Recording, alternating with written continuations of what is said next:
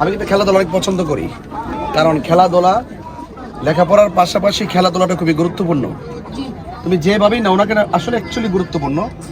এই জন্য খেলাধুলাটা পড়ালেখার পাশাপাশি খেলাধুলা অফকোর্স রাখতে হবে। খেলাধুলা শরীরের ফিটনেসকে ভালো রাখে। যারা হার্ড ওয়ার্ক করে তাদের হার্ট ভালো থাকে, এবং যারা খেলাধুলা করে তাদের যে মেধা এত স্বচ্ছ থাকে, এত ভালো থাকে, ইচ্ছা করলেই তাকে কেউ মানে বাজে পরামর্শ দিয়ে, বাজে বুদ্ধি দিয়ে তাকে বিপথে নিতে পারে না। কারণ খেলাধুলা যারা তাদের ব্রেনটা স্বচ্ছ থাকে। আর যারা খেলাধুলা করে না, হার্ড ওয়ার্ক করে না, চুপচাপ মোবাইল নিয়ে সারাদিন পরে থাকে, সে অলস জীবনযাপন করে। এই অলসতার কারণে সে যে কোনো মুহূর্তে কি হয়ে যায়, মানে পদস্খলন হয়, মানে নেশার দিকে দাবিত হয়ে যায়, অন্যায় কাজের দিকে দাবিত হয়ে যায়। হ্যাঁ, আর যারা হার্ডওয়ার্ক করে তাদের মেধাটা এত স্বচ্ছ থাকে, তাকে কুপরামর্শ কেউ দিলেও সে ধরতে পারে এটা বাজে অভ্যাস, সে ওইদিকে যায় না।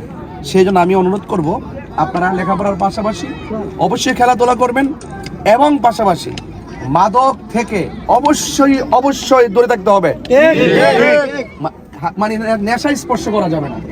একটা নেশা যে স্পর্শ করে সে কি গায়ে শক্তি পায়, তার মাথা কি ঠিক থাকে, সে কখন কি করে তার হিতের জ্ঞান থাকে না। এই জন্য একদম নেশা করা যাবে না। আমি তোমাদেরই ছিলাম, তোমাদেরই আছি, তোমাদের হয়ে থাকতে চাই। রাজি আছো সবাই? কিন্তু ঝগড়া করা যাবে না। হার জিত আছে কি না? কেউ জয় হবে, কেউ পরাজয় হবে, কিন্তু এখানে মন খারাপ করা যাবে না। একবার না পারলে দেখো শতবার চেষ্টা চালিয়ে যাবে। আল্লাহ পাক যেন তোমাদের সকলকে ভালো রাখে, এবং তরুণদের স্পৃহা, মা বোনদের ভক্তি আর ভালোবাসা, এবং মুরব্বীদের দোয়া, এবং অন্যান্য ধর্মের যারা আছেন প্রত্যেকের আশীর্বাদ কামনা করে, এবং এই সমাজের কল্যাণে আমি নিজেকে আত্মনিয়োগ করার মানসিকতা নিয়ে এই সমাজের পাশে, চুনারঘাট মাধবপুর মানুষের পাশে মানবিক যোদ্ধা হয়ে থাকার প্রতিশ্রুতি গ্রহণ করে, আর তোমাদের তরুণদের সর্বোচ্চ মঙ্গল কামনা করে বিদায় নিচ্ছি। আর যারা এই আয়োজনটা করেছেন সকলকে আমার পক্ষ থেকে ধন্যবাদ জানাচ্ছি। আমি তাহিরি হুজুর, তোমাদেরই ছিলাম, তোমাদের মনের করে থাকতে চাই। ভালো থাকবা সবাই ইনশাআল্লাহ।